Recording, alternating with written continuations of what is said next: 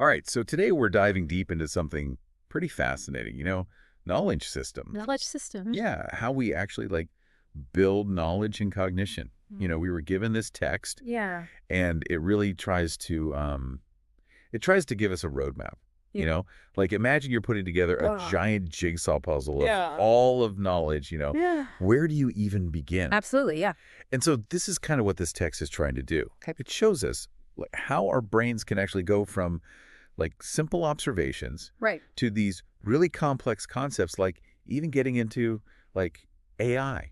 That's a great analogy, the jigsaw puzzle. Yeah. Because it is, knowledge is kind of like putting a puzzle together, isn't it? You've got all these different pieces and you have to figure out Right. how they all fit. Exactly. And what's the right way to put them together? Right. And the text even highlights one of the first pieces of that puzzle, it seems, Okay. is this difference between subjects and objects. Yeah, that really stood out to me too. It seems simple, but it's so fundamental, right? Yeah, because you have subjects being us. Yeah, individuals, groups. Right. And objects being everything else that. Yeah, everything we're trying to understand. Yeah. And that's a distinction that's really crucial in the scientific community, too. Oh, yeah. Because if you think about it, scientists have to be so aware of their own biases Oh, absolutely. as subjects, right? When they study the world of objects, how they perceive those objects Right. is inevitably shaped by, who they are and what they bring to the table. It's like their own worldview is Yeah. laid on top of what they're trying to study. Yeah, so it's this constant kind of self-awareness, right? Right. Of recognizing, okay,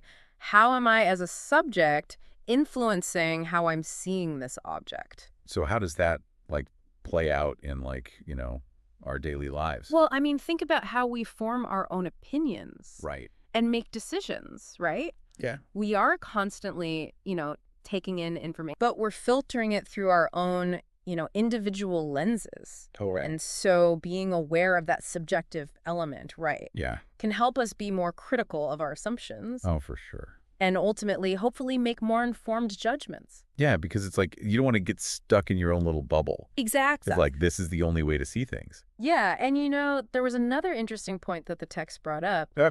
this idea of true knowledge Hmm. as this, ideal that we strive for, Right. but maybe never fully reach. It's kind of like this asymptote almost. You know what I mean? It is. It's like climbing a mountain. Yeah. With each step, You get closer, each new discovery, you get closer to the peak. but you Yeah. never quite get there. You never quite get there. It's Yeah. kind of like that. So what are your thoughts on that, on that idea? Well, I think it raises the question of, okay, if true knowledge is this guiding principle, how do we actually use that to direct our learning? Right. To direct how we approach knowledge. Yeah. Does it mean that we're constantly questioning, Right. refining, expanding our understanding, knowing that there's always more to learn? Yeah. Always being open Always being to open. being wrong. Being wrong. And that's okay. Exactly. Yeah. Something that the text pointed out is that consciousness, society, and culture, Oh, absolutely. both material and spiritual, Yeah. all play a role in how we Yeah. approach knowledge. They shape our... We shape our journey towards it. Absolutely. Think about it. Our cultural background, our social interactions, even our individual levels of consciousness, Yeah. all of those things influence what we even value as knowledge Right. and how we go about acquiring it. So if those are all the kind of the background, okay, here's how we kind of Yeah, the context. the context, the foundation. How do we actually start to build understanding? How do we get to that knowledge? Well, the text, Breaks it down into stages. it does. It breaks it down into stages. Right. And it talks about, the first stage being prerequisite. Prerequisites. Then there's emergence and essence. Okay. And then formation and maturation. Okay, so break that down. What does that mean?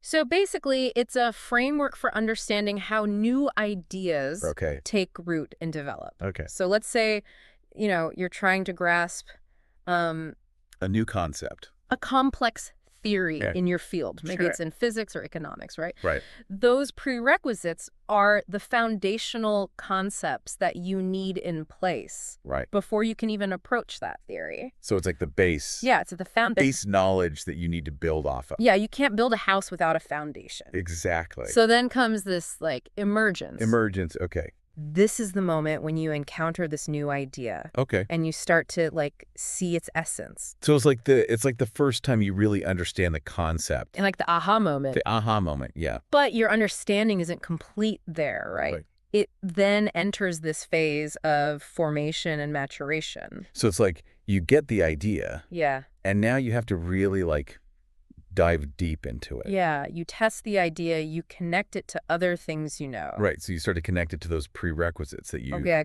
had to already have. You refine your understanding over time. So it's not just a one and done.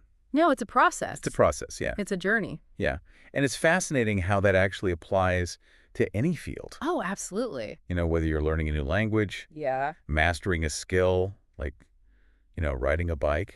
Yeah. I mean, think about learning to ride a bike. Okay. The prerequisites there are balance and coordination. Right, because if you don't have that, you're not going to be able to ride a bike. Exactly. Okay. Then comes that wobbly emergence, right? That first time you take the training wheels off. Yeah, you're like, whoa, Yeah. this is a little scary. But Then, through practice, through repetition, for falling down a couple times, you reach this point where you can ride smoothly and confidently. and you don't even think about it anymore. You don't even think about it. Right, it's just like you just get on and It ride. becomes second nature. Yeah, and the text also talks about the scientific method. Yes. Like, how do we actually Yeah.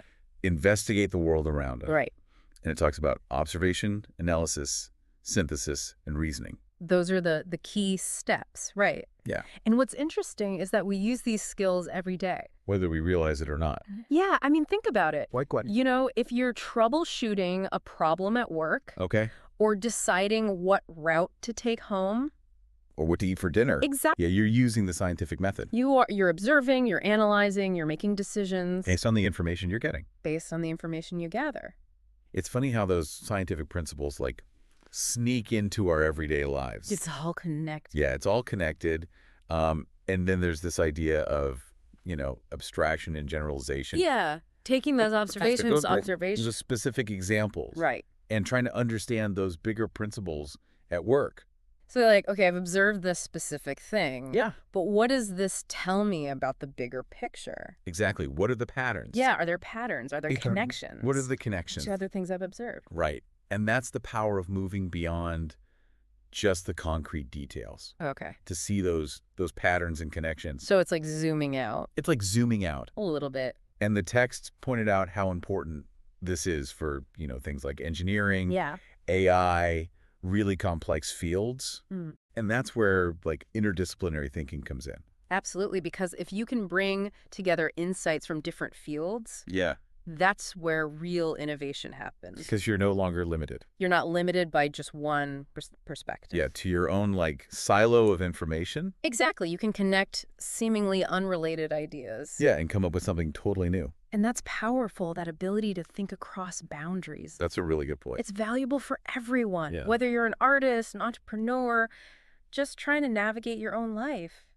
So to kind of wrap things up, Yeah. this whole deep dive has really been about Yeah. how we build knowledge. How we understand the world. And we started by recognizing ourselves as subjects, Yeah. navigating a world of objects. And the importance of being aware of our own biases. Yeah, how that influences the way we see things. Absolutely. And then we looked at like how do we move through those stages of understanding. These most first sparks of a new idea to that deep integrated knowledge. Yeah. And, the next time you encounter a new idea, Yeah. just think about those stages. Where are you in that process? Yeah. Are you at the beginning? What are the prerequisites? Are you at the end? Are you at that initial emergence phase, Mhm. or has your understanding matured? And like we talked about, maybe you're never really at the end. Maybe it's an ongoing process. Right. And that's okay, Yeah. because by being conscious of your own thinking process, You become, you become a more effective learner. a more insightful problem solver. It's a more informed decision maker. It's really about being aware of how you think